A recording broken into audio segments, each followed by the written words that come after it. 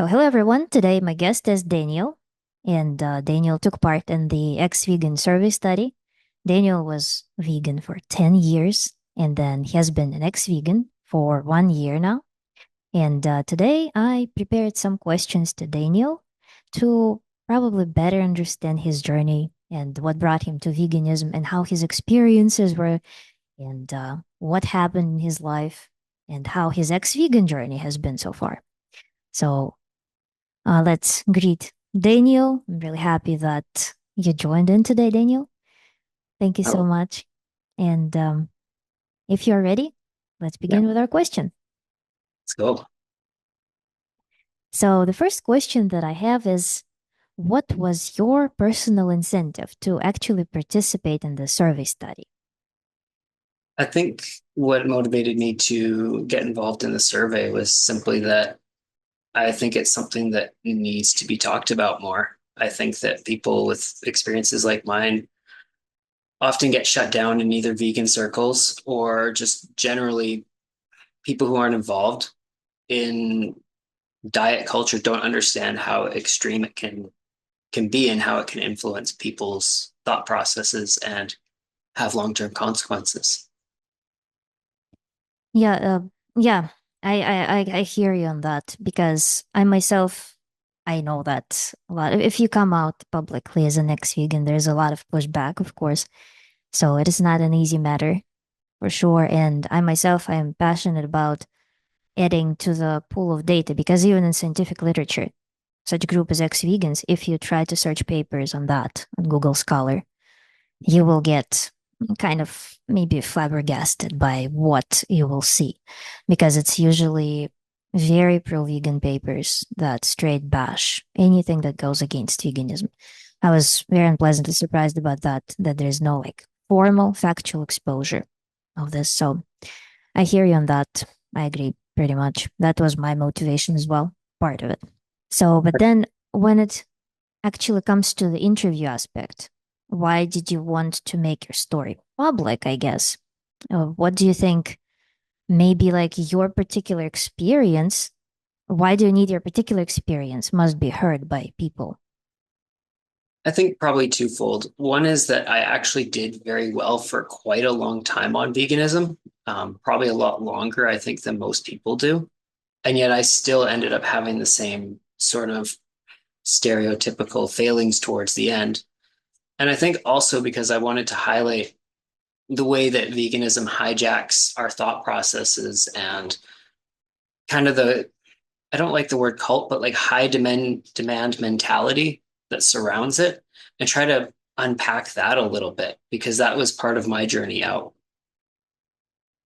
Yeah, okay. Hopefully, we'll be able to kind of draw this, paint this picture Mm, accurately today.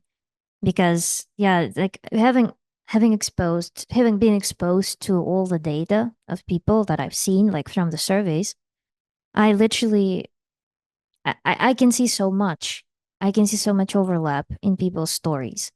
mm, And I think it always starts with the same amusement that you cannot draw the line that it was good and then suddenly it is bad. It is a very mm, gradual process. And with all the mental things that you're mentioning, it's nearly impossible to acknowledge that something is wrong, specifically with your diet, for example. mm. So, but how did you actually discover veganism? Like, why veganism? How did it come to your life? What was it about for you in the beginning? So when I was a young adult, I actually moved to the United Kingdom. And when I lived there, vegetarianism and also to a lesser extent veganism was a lot more popular. Hmm. Things were labeled as suitable for vegetarians or not, or suitable for vegans or not. Those sorts of things that were very, it kind of opened my eyes a little bit and it kind of normalized it to me. And I heard from people that I knew there who were vegetarian and or vegan that it was healthy and that it helped them lose weight. And at the time, I was very overweight and I decided I was going to try it out. And I guess the original motivation was trying to be healthier for myself. Hmm. And over time, it became, you kind of get exposed to those other arguments, the ethical ones, the environmental ones. You start to internalize those, and you kind of go from a I'm going to try this out to like really rooted within your identity Hmm. and your thought process and your just the way you see the world starts to become more and more leaning towards those ethics or things like that. Because it starts out with, oh, I'm not going to eat red meat, I'm not going to eat poultry. And the next thing you know, you're wearing plastic shoes, right? Yeah.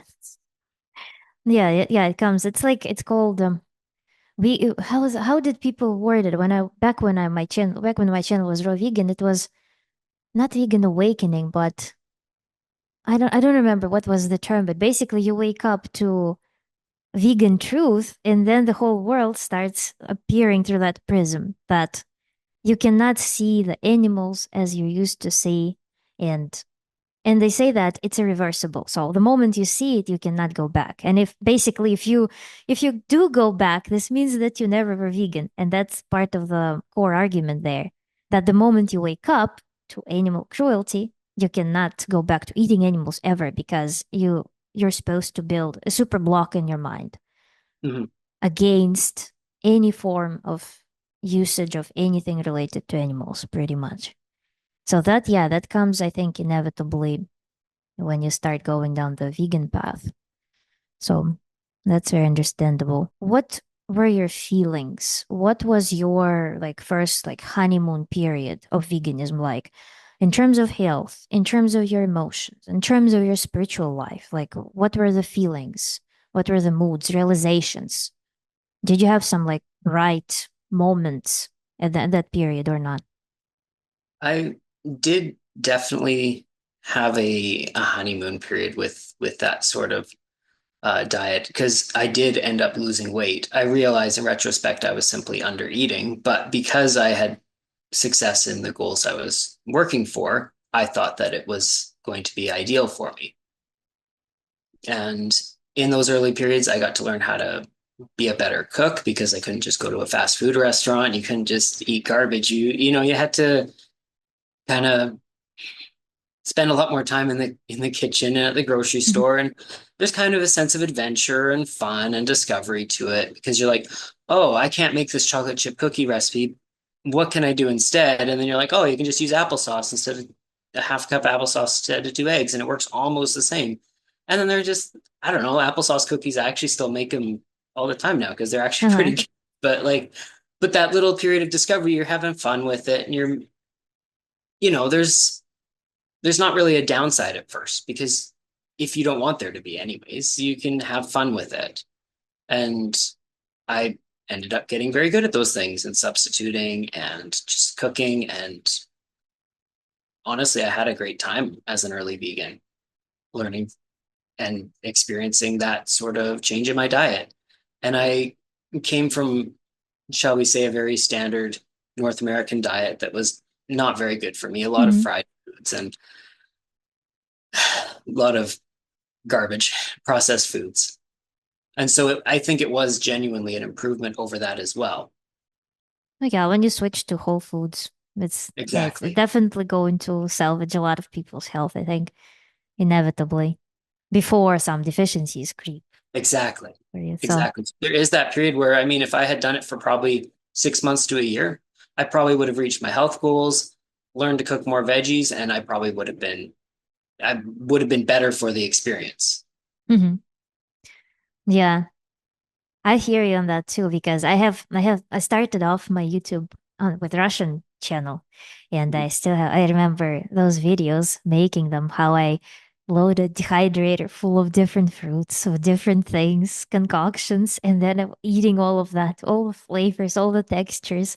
Everything was so amusing, and I felt like, wow, this is the answer for health, and it's so fun.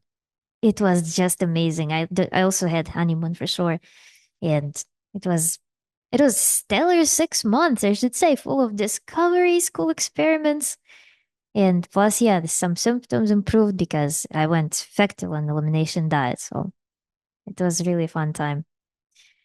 I hear you on that, and yeah, that raw vegan lasagna, of course. I still have my dehydrator because I did try out some raw vegan recipes. Uh-huh. I'm pretty sure it's just a way to get everyone to buy an Excalibur dehydrator. But Yeah. you're right. The like when you'd make like carrots with dates and almonds, make like the little energy bites or carrot cake kind of thing that you do. And it was, that was really good. And there was lots of ones like that. That was just genuinely good stuff. Like the raw cracker recipes. I mean, I I could make those again, no problem. I would prefer rock crackers honestly over some like baked ones Oh because yeah. they're not burnt. They don't have that burnt aspect to them. So yeah, they're pretty good. But yeah, my Excalibur didn't survive moving, so unfortunately I don't have one anymore. Alrighty. Overall, like over some extended period of time, if you were to summarize, what did veganism represent in your life? Like because it comes as a whole system of life, so to speak. It gives you ready answers for many things. Like, this is your ready answer for how to live ethically. This is your ready answer for how to eat well. This is your ready answer for how to think about the world. So, what was veganism in your life? Like, how much did it occupy? And what I, impact did it make on you? it became pretty encompassing, truly. It's it's one of those things that hits on a lot of the same points that like conspiracies or high demand religions do, which is behavioral control, information control, thought control, and emotional control. Because it when you're in that framework, it changes the way you behave, how you respond to information, the way you think about things, and the way you feel about things. You go from you know just going out for dinner with friends to now this is a evangelizing experience that you need to either stand up for your beliefs, or if you're one of those vegans, tell other people how to eat or how to live. When you read a new nutritional study that goes against something that you think, like the famous cheese protects from all causes of death kind of one that Hmm. goes around the internet, you think of that, you just immediately go to like a conspiracy.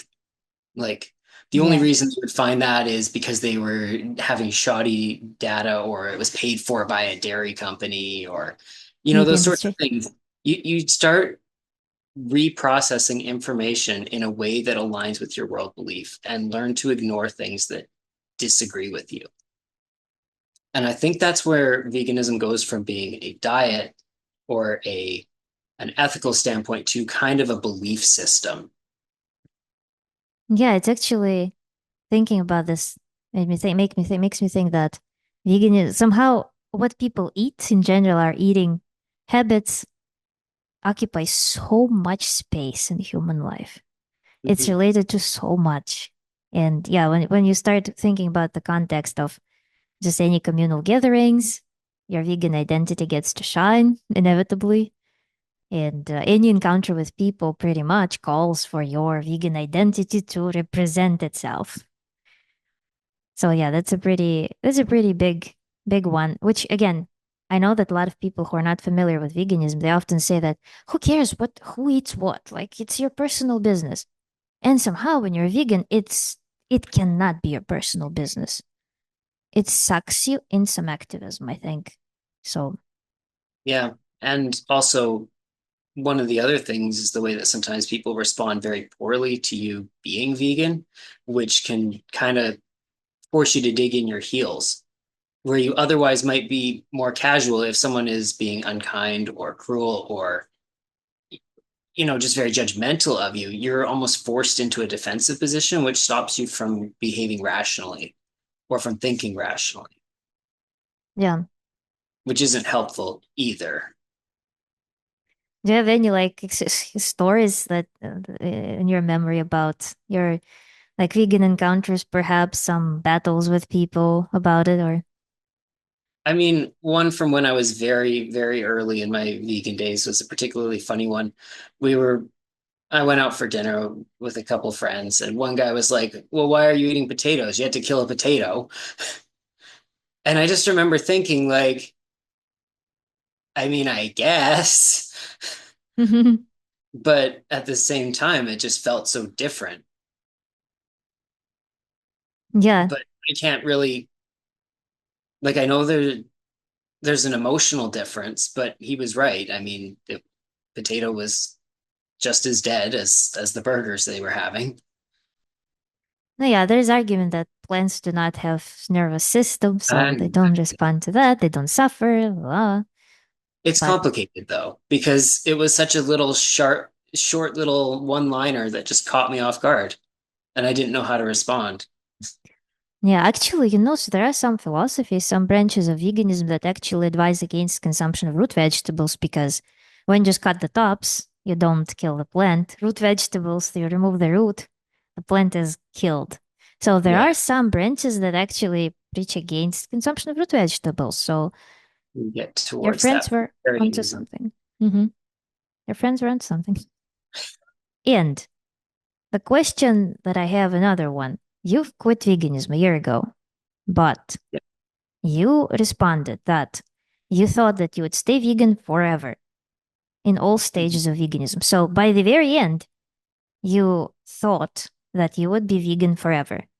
And here I have like some disconnect because what ultimately made you change your ways in that Well, moment? Like, what was it? What was that force? well, it's pretty there was stages. I think initially, even throughout most of my kind of vegan journey, I had figured that if I ever managed to save up enough money and have a little acreage, I would probably have some chickens, Hmm. just something to eat bugs and little keep away the weeds and stuff like that. And I figured if they laid eggs, there'd be no harm in that. And that was pretty much the extent of me philosophically saying that if I had my own chickens, then I would be okay with that. With them paying rent. Yeah, them paying rent, exactly. And I think psychologically, I rationalize that eggs are kind of like a fruit of the chicken if they're not fertilized. And Yeah. I mean, ethically, there seemed to be very little issue as long as I wasn't, killing the babies and, all Hmm.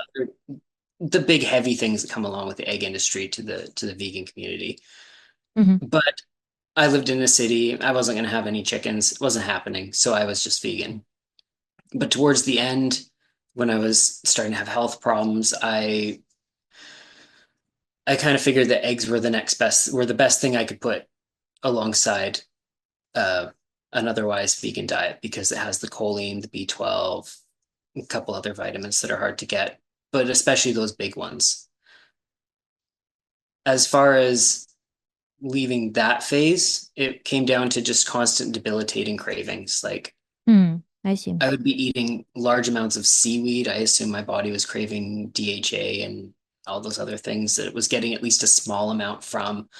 I started craving like insane amounts of flax oil or lecithin, things like that. Foods that aren't really natural in their form. It started being more like a supplement. Yeah. I had bought That's not. lecithin for making homemade almond milk because it just Hmm. makes it separate, and I just started like eating it by the spoonful. It was terrible. Wow. Yeah, that's interesting. Like, in what universe anyone could say that they crave straight flax oil? I'm not familiar with how lecithin tastes. I know in Russia they had gel that was advertised on TV. It was like flavored. It was for kids, and they would show like a cookie. They squeeze it out and just to give to kids as a supplement. But it's crazy. Yeah, it was almost like pica, but at least it was a food, but it was like the cravings were debilitating to the I point where see. I couldn't function. And I would Oh. just be eating like spoons of peanut butter and like all sorts of foods just to like, I don't know, it was Mm-hmm. falling apart. I see. And that was while eating a very otherwise relatively well Mm-hmm. planned whole food vegan diet with good fresh vegetables and greens and beans. And like I wasn't eating garbage. I just wasn't eating enough of the things that my body needed at that point. No, okay, then the argument there that any vegan, like I also had like vegans commenting under my videos when they came out, it's no longer vegan, that you should have tried this and this. You should have gone to a vegan nutritionist. Several people told me that you should have tried going to a vegan nutritionist to fix your diet. Or they start advertising some nutritional mixtures, some multivitamins, I don't know, whatever. Did that come to your mind? Did you try any like fixes, like I last moment fixes basically for that? I tried a couple supplements, but I quickly realized that it wasn't worth my time and money to just spend on just little chemical cocktails in a pill to Mm-hmm. try to fix what was inherently a deficiency and that it wasn't going to go away. I mean, the mentality of just one more supplement, bro. I swear, one more supplement, bro. This is the natural way to eat, bro. Just one more supplement, bro. It just didn't work for me. It just felt like you need to save yourself ASAP, basically.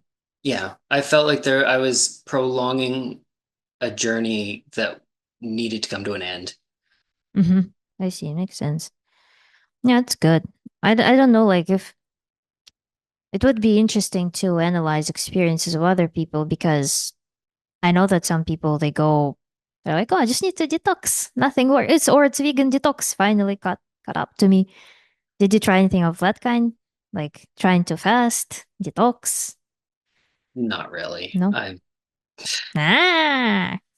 I had done enough of those garbage things to know they didn't work. I had done the watermelon fast of 2015 that was super popular, and Hmm. the carrot juice and the blah. And all that happened is you feel achy and tired and pee way, way, way too much. That's all that happens. I see. That's good. Yeah, it's good that you had that experience under your belt, I guess, because I guess people who I'm just trying to think like people who wouldn't have that experience early on before they got exhausted, they probably would have temptation to let me try it out when I'm already super exhausted. So it's good that you had the knowledge about it, I guess. So, but yeah, speaking of detoxes and stuff, I saw that you followed low fat vegan diet for some time. How long was that period and what inspired you and how it ended? Why? That one is kind of what happened was is I had initially come across the vegan literature, the China study, and the Starch Solution, and there was another one called Proteinaholic. And those three all framed basically all fats as the enemy to human health, which in retrospect is awful to think, but that's what it was. And at the time, because I was already in that vegan framework of mentality, their argument sounded, they agreed with my worldview, so they had to be right. Mm-hmm. Um, and basically, the diet they prescribed was like steamed potatoes and boiled rice and boiled beans and no oils, no added fats, nothing like that, and even staying away from oil seeds. Now, I did try to do that strictly, but I never lasted more than a couple days at a time before I was just craving either pumpkin seeds or peanut butter or like I just never succeeded. But I did end up completely cutting out all oils and cooking fats from my diet for about 6 years. I The see. only cooking fat I would use was coconut milk Mm-hmm. or adding or like using nuts or other oil seeds in cooking alongside regular normal foods. But I would never buy any plain cold pressed oils, even like not even olive oil had a place in my house. I see. Was it by the end of your veganism, so you switched from that to omnivore, or was it somewhere in the middle and then you That was pretty adjusted early your on. ways? That would I have see. been probably in the first couple years for Mm-hmm. about 6 years or so. And then after that, I started relaxing a little bit and adding more oils and fats into my diet. And I did feel a little bit better. Mm. So And it so had positive change. Okay. yeah, the only downside is that I wasn't picking good oils. I wasn't picking good fats. And so that Mm-hmm. I got a lot more acne and things like that. But because I was having more fat and thus more fat soluble vitamins, I think that my health in general improved, even if like there was some downsides to having those processed or those less than optimal oils. Mm-hmm. Makes sense. My general choice was rice bran oil or grapeseed oil, Mm-hmm. since they were both what I would consider byproducts, and so they weren't promoting wastefulness because I would never buy canola oil or sunflower oil because they're you know Mm-hmm. farmed just for the sake of making fast food oil, basically. That's an interesting Rice take on bran, that. rapeseed. Yeah, but to me, those were like, I won't use the word ethical, but they were to me logical choices because they were getting more value out of foods I was already eating, in Mm-hmm. theory, grapes and rice and things like that. I see. Interesting. I mean, well, you said that your health improved. Like, what how do you, how what was better about your health when you switched from low fat to increased fat consumption? Like, I wasn't, can you pinpoint anything, or was it just like, oh, feels good, something abstract? to be rather specific, it's when you're eating that very low fat, high starch diet, you really don't ever feel very full. Mm, And when you do feel full, it's because you feel gorged. You don't feel satisfied. You feel like I can't eat another bite, even though I probably want to. mm-hmm. Because I could sit down to a bowl that was like this big and just eat rice or potatoes. Like I could eat several kilograms of potatoes in a sitting Oh wow. when they were completely fat free, but you don't feel full. Mm-hmm. When I started adding the fats back into my diet, my portions were able to shrink a bit and I felt less hungry all the time. Oh my God, you're That saying was the that. biggest improvement. That aspect of shrinking the portions was so good coming from vegan diet. It's Yes. it's just the best. I hear you on that so much. Yeah. And that further improved on introducing animal foods. But yeah, shrinking the portion sizes was big because I literally could fill my whole oven with food and I would still sometimes be hungry after eating everything. Mm-hmm. I can imagine. Yeah, that's it. Yeah, especially with starchy foods. They just turn into sugar. I mean, a lot of them are just turn into quick sugar Yeah. source immediately. I mean, we have enzymes that break starches down to sugar immediately. So, yeah. I mean, there And really wasn't a lot different between eating a kilo of potatoes and probably 200 or 300 grams of sugar, to be honest, well, because it was about, potatoes, yeah. Yeah. They contain what? They contain some minerals, you know this. So because yeah, if it just drinks sugar, sugar is metabolically hungry for a lot of nutrients to metabolize it. I yeah. guess I with mean, it's potatoes, not there's some compensation. So okay. We put a multivitamin in with our sugar yeah, multivitamin, a little bit of and protein a little too. tablespoon of protein powder in there. There Yeah, we're good. yeah. In general, like, do you think that it's possible to thrive on a vegan diet long term? Like, what do you think are the factors that would ensure longer success or lifelong success, or is it impossible in your opinion altogether? I think you can come pretty close, but I think that it involves a number of factors. One is you have to have excellent genetics and Mm-hmm. no underlying conditions that will prevent it. Your body has to be good at converting carotenoids into vitamin A. You need to have a healthy gut flora that's going to produce that vitamin K for you. And you have to have good absorption on vitamins, especially the less bioavailable ones like iron, like zinc, um, those sorts of things that you're otherwise, if you don't have kind of that perfect cocktail of good genetics, you're never going to be able to get the vitamins you need. You're also always going to have to supplement B12. I don't care what anyone says on that one. You're going to be supplementing that. No, I do not care that a nori sheet might get you 1% of your daily amount. You're not eating 100 of those a day. Yeah.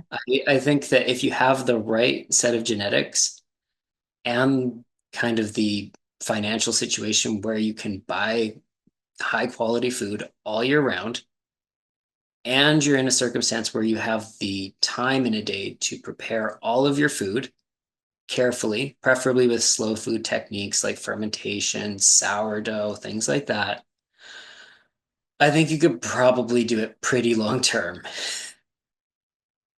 What would you think would be like other like success tricks to that? Like, what would be the format of the diet that, in your opinion, would be the most long-lasting design of the diet? What would be the centerpieces of that diet? What foods in general? Food groups, maybe. food groups.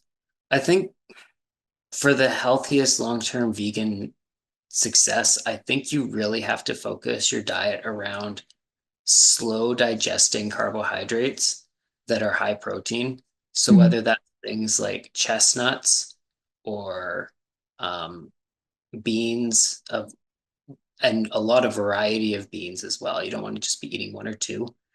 And also plant foods that are more protein dense. Hmm. Things like certain vegetables like okra are higher in protein. Um, Things like zucchini that are high in omega-3 for a vegetable and are not super calorie dense so that you can get more protein per carbohydrate, so to speak. Because a lot of the failings for veganism comes from just the amount of carbohydrate you have to eat in exchange for the amount of protein your body needs. Hmm.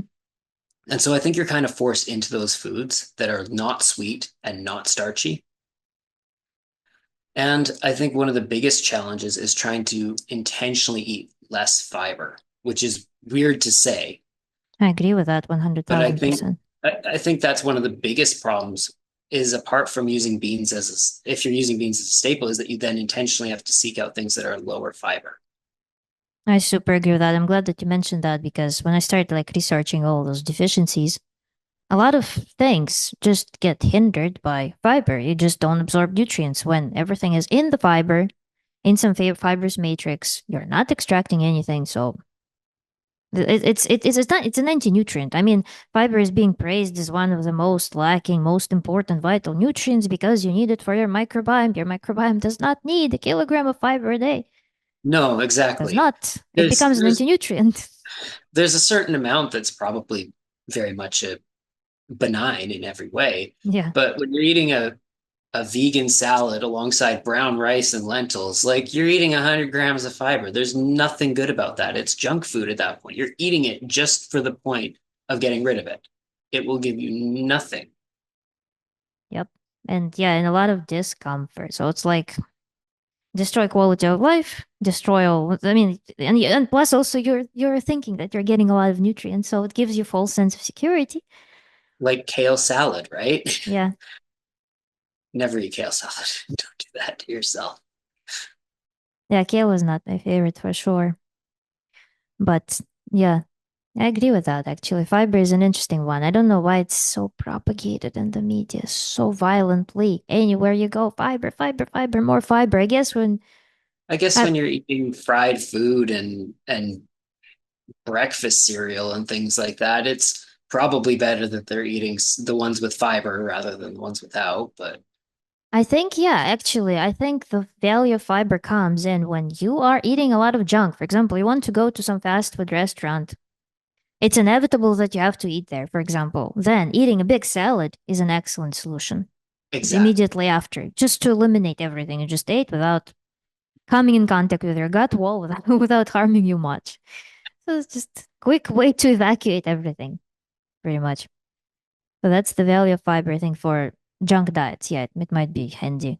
So our next question is, what previously relevant beliefs and knowledge about nutrition, ethics, morals, lifestyle that you believed in as a vegan became redundant and you kind of challenged them, you changed their perspective on them by the end of veganism and afterwards? Like, what did you have to relearn? What did you have to like completely change in your mind, basically? What type of information was it? I think there's a lot involved on that one. I think one of them was realizing that fat was food too. I think that was one of the biggest challenges for me was working past that one because I had been kind of within this framework that most fats were either bad or that they shouldn't be eaten. And a lot of the foods that I did have that had fat in them, like coconut or almonds or pumpkin seeds, were either rather nutritionally devoid or full of anti-nutrients that made them very hard to eat in any quantity. Mm-hmm. The only really high fat food that I had consistently and that I didn't have problems with was peanuts, Mm-hmm. in the form of peanut butter, which is neither here nor there, probably not the best food and probably not the worst.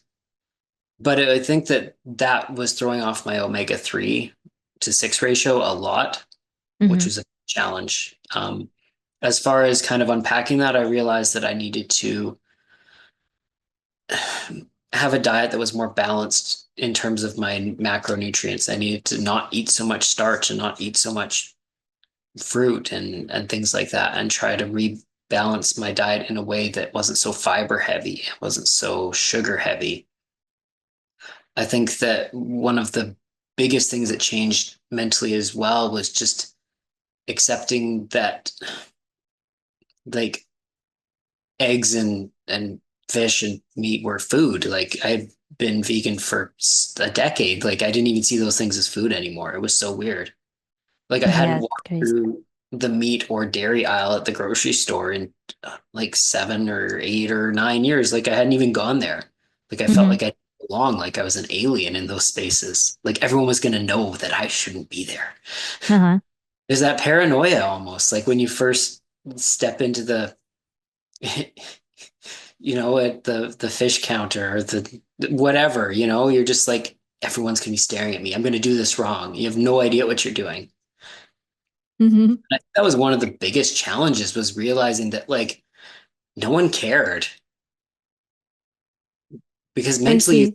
everyone's going to, there's that mentality that you're supposed to be the one person who's right and everyone else is wrong. And you know everyone's supposed to know it about you, and suddenly you're not right. You're actually very, very wrong, and kind of desperately needing you know to change before That's a things. hard moment. It really is. I But remember yeah. like buying eggs was okay for me because I have a my child here. He's always been eating eggs. um Even as a young kid, I didn't let my veganism get in the way of making sure he was getting proper nutrition. Mm-hmm. In retrospect, I'm very glad I wasn't that extreme. So for me to buy a dozen eggs, normally I'd cook them for him. I just had a couple. That was not a very emotional experience on that one. Mm-hmm. But when I actually went to buy seafood for the first time, which was the thing I broke my veganism with, was with scallops. That was really, really hard. Mm-hmm. Yeah, I can imagine that. By the way, about the mentality about animal products, you're saying that it felt inappropriate, but did you have not, I won't use word prejudice maybe, but just the feeling knowledge that animal products are inherently evil for health? Like, how did you manage that? Because we all know, like, under every video of mine, there is saying that meat is type 2, 1, whatever, carcinogen, stuff like that. So everybody writes that. Everybody equates meat to like ultimately harmful food. So how did you manage that? And that's a real challenge mentally when you're first starting to break away from that. Is that you get told as a vegan that, oh, the meat just rots in your body and it's harmful and it's going to give you high cholesterol and cancer and heart disease and all those things. And I guess that's probably why I started with like shellfish, is because they don't even have like a real brain, and they're Hmm. just, like mentally it was easier. And I figured it was part of that low fat thing. Like scallops are very low fat, shrimp are very low fat, oysters are low fat, but they have the DHA and the good omega-3s that you're supposed to be looking for while not being high fat. So I guess that's what drew me to them initially, because I still hadn't figured out how to not be afraid of fat, if that makes sense. Yeah. So the first things I had were scallops and squid and other shellfish, because it just felt like I was still very afraid of eating that kind of food Hmm. that was oilier, that was richer. Makes sense. And Yeah. as far as being afraid of cholesterol and things, that was on my mind for weeks, months even. Even when all I was eating was just like, low fat fish with beans and veggies Hmm. and things like that. Somehow it still managed to worry me. No. And And It's there are it also can, parasites, there are also heavy metals. There's so much about every single animal food that you can come up with yep. that There that's surprising. there was a certain degree of like I don't like the to use the term OCD because it's not. I don't have OCD, but like that that fear, that scrupulosity almost of Hmm. like if you aren't perfect at sanitizing, you're going to get super sick. If you don't cook it all the way, you're going to get a parasite. If you eat too much, you're going to get mercury poisoning. All those things, like it goes through your head, and it's really hard to get past that. Did you have anything similar before you went vegan, or was it created by vegan diet? I believe that that was created by the vegan diet. I never had many food aversions when I was younger. Makes sense. And what, by the way, helped you to kind of like shed all those preoccupations about food? I What think was the process? I think it was partially exposure. Mm-hmm. I had to force myself. One of the things I did that was probably the most challenging was having sushi for the first time. I had to, like, I barely had any uncooked food in my house at all, ever, because of that same sort of mentality of being afraid of parasites and things like that. Mm-hmm. That when I went out for sushi for the first time, it was really, really, really hard. But I forced myself to do it because I figured, well, if I do get food poisoning, well, I got an easy lawsuit on my hands or, something. Just that exposure and getting used to the idea and then cooking it at home. I mean, one thing that helped was initially buying food that was pre-cooked, like pre-cooked shrimp from Hmm. frozen or tinned sardines, things like that, that I didn't have to work, I didn't even have to think about. I think that Yeah. helped a lot mentally. Yeah, actually, I did the same thing, by the way. But I had an encounter. Actually, was buying frozen wild caught salmon. I first bought farm raised because it's very appealing. It's very fatty as my like first meal. I really wanted that super fatty farm raised salmon, Mhm. but organic to avoid all sorts of crap. But and then I started buying wild caught salmon, and God, I cooked it for the first time, and I'm eating it. It's like my first week after quitting veganism, and I see a worm in it, and Ugh. then another one, and I'm like, God. I started reading of those worms. They're safe. I mean, they're not harmful for humans, unless it was cooked. Yeah. But still, I was like, I'm not buying this ever again. I started buying canned fish, and that was a little bit psychologically easier because, like I handled this with my bare hands. I don't know if they have like larvae, like eggs, whatever, on that salmon. But yeah, just started buying canned It fish. was, That helped a lot. yeah, sometimes buying the things you didn't have to think about really helps when you're trying to make space for it mentally. Hmm. Yeah, that's a good life hack, I guess. In fish. Hmm. Yeah. So when you left veganism, right? You left a whole like philosophy, you left a whole lifestyle. Did it leave a void? Because I imagine it to be like you know how to live, you know what to do, you have identity, you have philosophy, you have understanding of the world, and now suddenly it all broke. And you said that it was a hard moment for you to not feel right anymore about some viewpoints on the world. But like overall, were you like lost? Did you feel like your life emptied? Or what were the emotions in that realm? How did you fill the void that was left after veganism, if you needed to? I think that's an interesting thing is that I don't feel like I left all the way that my mentality was when I was vegan, in that I still do have ethics surrounding being not wasteful and to be respectful of the earth and trying to still have those environmental concerns and things like that.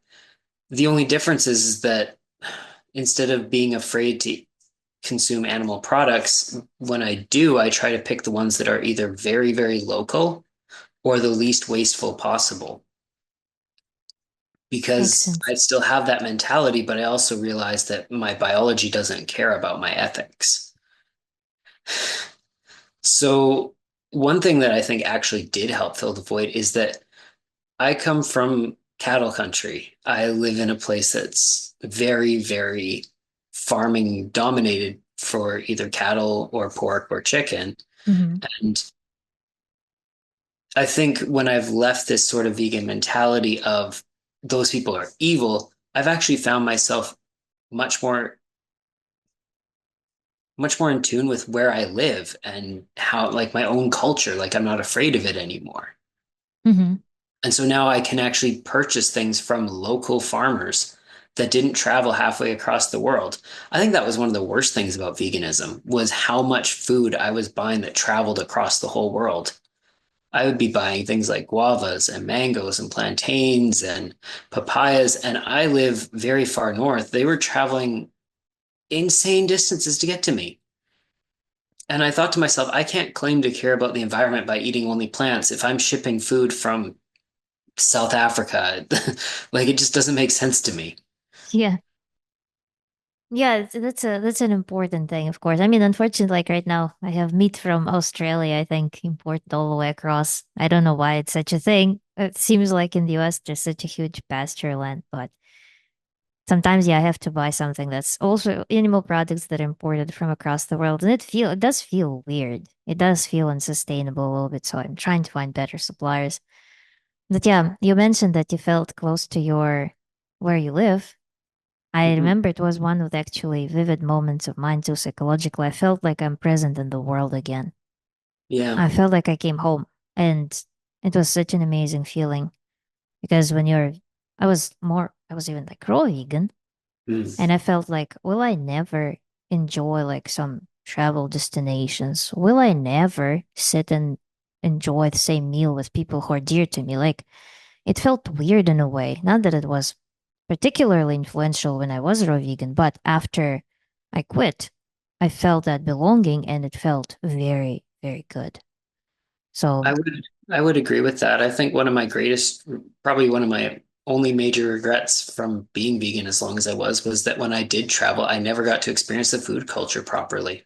mhm. And when I did travel, like I was eating either things out of a bag or, you know, I'd go to the grocery store and try to cook it in a hotel flat, but it wasn't the same. I Mhm. would love to go back now to the places I traveled and try it again because I missed out on so much of the culture there. I Yeah. and even in my own just in my own city now, I feel like I'm a more active participant. There was that feeling of almost once I got used to not being vegan, there was almost a feeling of excitement like, hey, there's a whole grocery store again. Mhm. Because for a number of years, I was legitimately just eating out of either the produce section or the dried beans and rice and a couple odd spices and things like that. That was it. Like that was my aisles. I would just avoid all the others because I didn't need them. Yeah, I also shopped in two aisles. It was like greens, fruits, and nuts. That's it. That's Nuts it. and seeds. And yeah, Although now I find there's aisles I don't go down, but now they're the ones with fair. all the all the That's junk. fair, yeah. Do you miss anything about being vegan though? Like, it was there anything? I don't know. Because the context for this question. For example, sometimes I'm like remembering influencer Marcus Rothkranz, right? One was that I was following back in the day. And I remember this like energy, vibes. They're like juxtapose yourself to like all of those sick people who live around you, and you will be super vibrant. You'll be eating all of these healthy foods, energy, vibes, everything so cool, la la la la la, vibrant aging, active aging, and stuff like that. So all of those things, all of that energy, that vibe of super prolific energy, I sometimes miss just the aesthetics of it, the idea of it. Because somehow, I don't know, I became much calmer about it, so to speak. There's like, I lost some excitement. Did you have anything like that was giving you thrill about veganism and being a vegan? Like some parts of yourself, some parts of your life that were relevant back in the day? I think genuinely I had been so casual about being vegan because I had been for so long. Like it was just so natural and easy Hmm. for me. The only thing I really miss is that when I was vegan, I probably put a little bit more effort into cooking, and I like cooking. So I had more fun with like spices and exotic ingredients. And while I'm trying to focus on eating a more sustainable diet without all that imported stuff, I do sometimes miss going to like the markets and getting some exotic ingredients and things like that. I Hmm. can still buy them if I want to, but I mean that's the only thing I really miss is I used to cook with things like taro and cassava and breadfruit and Hmm. all sorts of things like that that are, they can be pretty good when they're cooked well, but I don't know, it just seems like an awful lot of expense now for something that traveled so far and it has no place being no place being this far north. Yeah. That's actually a very fair statement. I'm like also like, okay, I have this much of capacity to in my body to consume food and this much Yeah. of budget. And so Ugh. if I want to get nourished, I need to accommodate both of those limitations. So I can't like go out of my way buy something that's devoid of nutrition, for example, for the sake of some, I don't know, flavor experience regularly at Maybe least. once, right? But Once in a while, yeah. But regularly, I'm like, mm-mm, yeah, I'm it's not not the gonna worst. drop $9 on a hammy melon or something that flew all the way from Korea. I don't need it. Yeah, and then also, yeah, what nutrients will I get from that? Oh, like, A little bit of sugar. yeah. So I wanted to ask, like, you physically and you mentally as a vegan, and you physically, mentally as an ex-vegan. So what are the biggest contrasts between the two? And were there changes that impressed you the most about about yourself, about your body, how it could function? So I think that a big noticeable change was that I was a lot less anxious afterwards. I felt like probably related to feeling full was that I felt calmer. I didn't feel as mentally taxed all the time. And I also think that I had a more enthusiasm for life again. I think that towards the end of veganism, I was very tired and worn down and just kind of depressed all the time. Like Hmm, it was starting to weigh down on me, and now I don't have nearly that as badly. that's nice.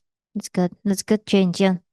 Mental state, it's easy to depreciate in your head, kind of. Mhm. But then when you realize how it could be, you just like feel you only feel like regret that you didn't fix it earlier because suddenly life has different colors and you have more energy, you have so much so much vitality to just approach your daily things.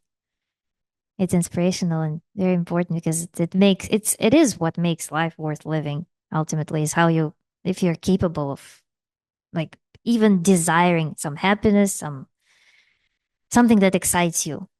So, Exactly.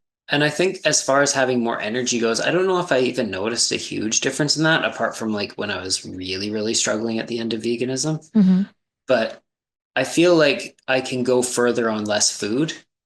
And I mhm, feel like if I don't eat all the time, I don't struggle as much. Because that I was the see. other thing that was really bad is if I even missed, like if I had to delay breakfast or lunch or whatever by a couple hours, like I was like starving and grumpy.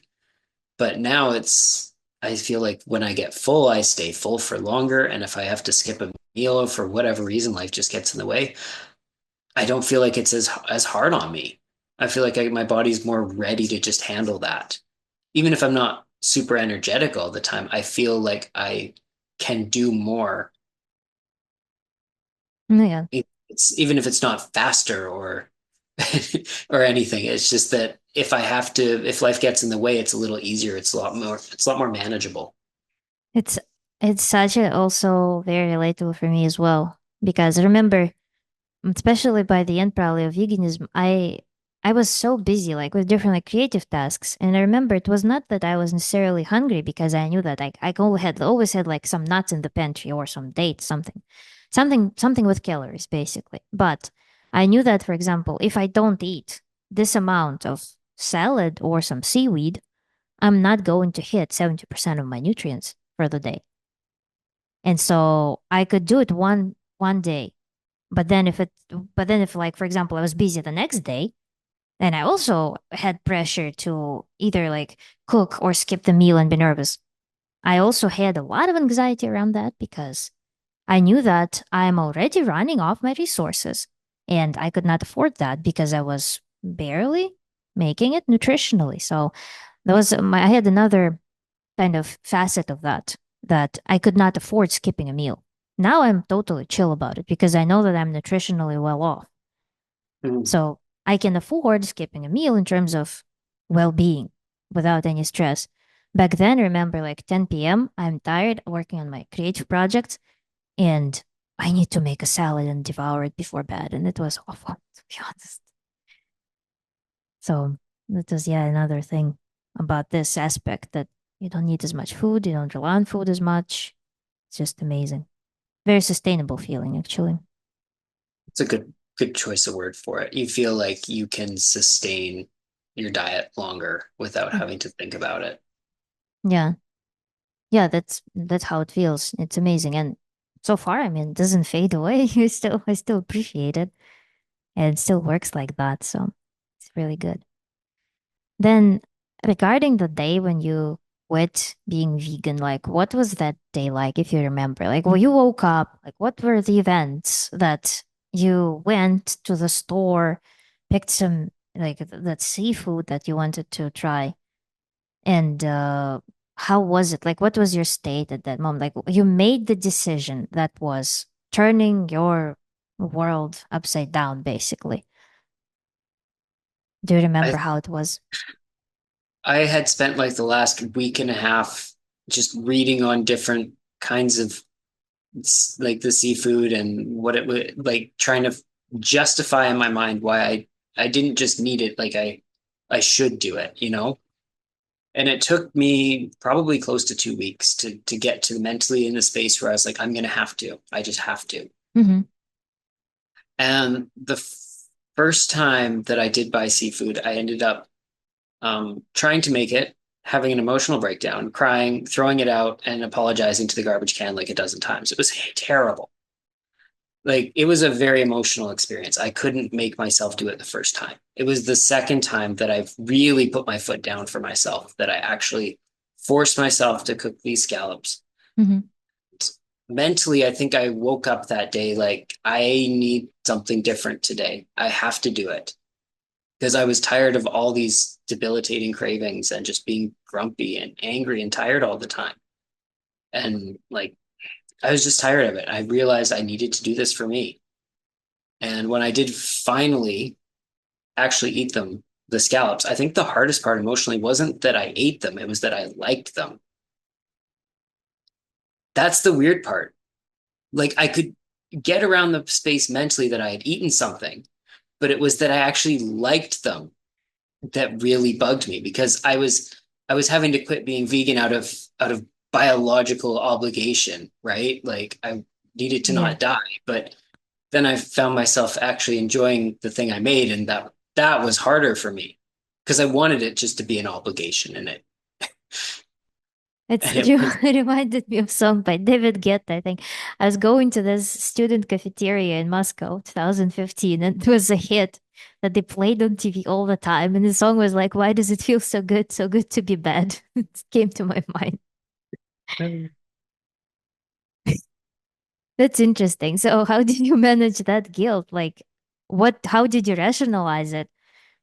And um, how long did it take you to like get on track? Allow yourself the second meal of that. the scallops.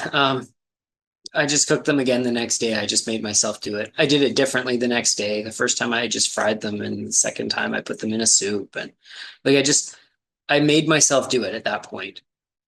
Mm-hmm. I think one of the things I had to do is I have a good friend who is very she's like a nutritionist, and I had to text her and I'm like, I ate a scallop. What do I do? She It was was just just I probably needed like some in this. validation that I wasn't going crazy. She probably was like, "No, sit down wherever you are, and sit down It's all and normal. digest and digest. Your body will do it for you."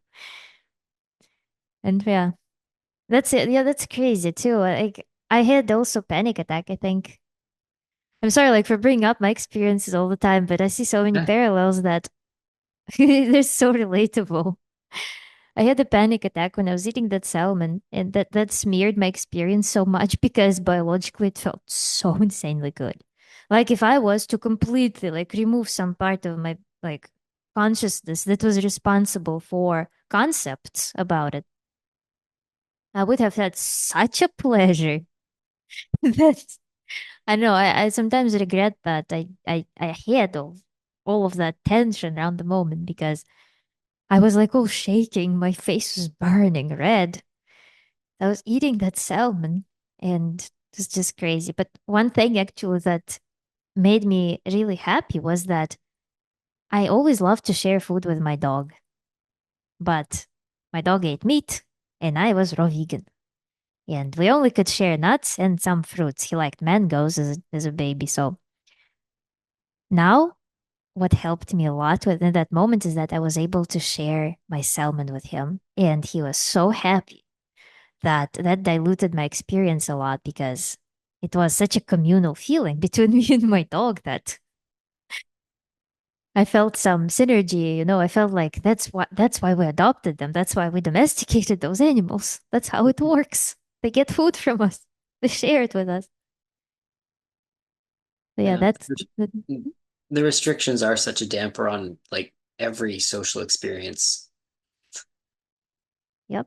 Yeah, and it's insane. You do like anybody who was never vegan will never understand. Or people who never had like eating disorders will never understand how it feels because it's insane when you have such strong concepts about food.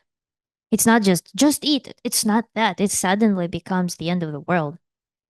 It's a milestone. Truly, it does. So it's like I started actually, when I was like younger, when I didn't know about this, like, for example, anorexic people, right? I mean, they have refeeding syndrome. So for them, it's very difficult to eat. But people who are still progressing to the point when they cannot digest food anymore, who still have only the psychological blocks, I never understood, like, why not just like force eat? Now I understand how it feels to actually have such strong opinion, some like understanding of food that you just cannot eat. You feel like the same way about like the pile of rocks on your table and about animal foods. You don't understand how to eat it. And it's completely man made. You invented that. And how to overcome that. It's a huge moment, really. So And that is so very true. You just look at these foods and you don't see them as food. They're as inedible as, you know, a pile of Lego or rocks or whatever. Like you just can't touch them. You don't even want to. The mhm. idea of it in your mouth is foreign. Yeah. And it takes just it's very easy to adopt those under that understanding too. It's not Mhm. that it takes you like years and years and years on end. The moment you understand something about this food, it just becomes your second nature somehow. So that alteration of your psyche, of your perception happens incredibly quickly too. So it's something possibly dangerous for people, especially impressionable, especially with vulnerable psyche, with proneness to eating disorders, to encounter that. It's insidious. Yeah. Yeah, I have a question now regarding your current diet. So I see that some people they swing all the way from veganism to like carnivorism, for example, or animal-based diets. You took more like smooth route. Went through pescatarianism. Now I know that you're on Mediterranean diet with introduction of some red meat as well. How did you come to your current diet? What are the nutritional concepts that you use to design to design your diet pretty much for, I guess, for wellness, for your well-being? Do you have any rules? I already understand that you are trying to eat as ethically as possible, but in terms of like food choices, any other concepts, any other rules that you have in your for your diet? Um, I mean, I wanted to make a smooth transition for myself because I had been vegan for so long. I started out with just shellfish and a little bit of fish for a while, and then and eggs, and then slowly added a few other things. I actually only added red meat a few months ago, Hmm. and I just reintroduced dairy actually just a couple weeks ago for myself, as I've been trying to bring myself closer to the diet that, I mean, I can use the word my ancestors ate, like regionally. I'm of European descent, and Hmm. it just makes sense to me to try to come closer to the diet that my ancestors had. Like I digest dairy really well. I reintroduced it without any problems, even after a decade. Hmm. And I just wanted to eat food that was more nutritionally dense and food that was easy to prepare and that wouldn't take so much space in my mind. I still wanted to eat a varied diet, so I still am including things like dried dried beans and chestnuts and those sorts of foods and homemade breads, things like that, things that I'm making myself, things that require slow food. And I've been the only thing I haven't really reintroduced is chicken. I never really liked it. I think that it's not worth my time or money to buy. It's way more expensive than beef is here anyways. Hmm. So. But I wouldn't say I have any rules anymore for myself, other than trying to eat more locally where I can. It's not always completely feasible, Hmm. but and also focusing on just making my meals balanced and that will leave me full and not leave me starving at the end or uncomfortable. So basically, it sounds to me like you learned all the lessons from veganism and now found like balance through that. It's a very nice, interesting approach. I really appreciate it. I really appreciate you sharing that. I'm And trying to get away from extremes. I had too many yeah, extremes. it's like, I told someone that people think that carnivorism is like the opposite of veganism. No, opposite of veganism is anything that's not veganism. The choice, Yeah. the breadth of choice. And then in this context, the opposite of being extreme about something can be the other extreme, or it can be not being not extreme. So the opposite of extreme can be just being balanced in a way. So it's a healthy, approach, very like being resourceful, being like mildly careful, thoughtful about food, because I think that in the modern world, it's kind of inevitable that you should be orthorexic to some degree to be healthy because you go to the store, you can, if you were to like just bring a child to the store, they will go to the brightest boxes, right? They won't have an instinct to go for whole foods necessarily without any learning about food. So it's kind of inevitable to be slightly orthorexic. But yeah, finding your balance, what works for you Yeah. without much limitations, without neurosis, so to speak, such that doesn't become taxing on your psyche. Yeah, It's you really can be cool. mindful without it taking over. Yeah, yeah, that's very nice to hear. I'm very happy for you. And I guess the last question that I will ask, in your opinion, what can any like given human do to improve the world and maybe environment, whatever whatever it means for you, basically. Do you have any like philosophy regarding that? I think everyone should plant a garden. Everyone needs it. If you don't have any land and you don't have any garden space, that's one thing, but get a potted plant or something. We all need a little piece of nature. And I think when you grow anything of your own, you appreciate it more.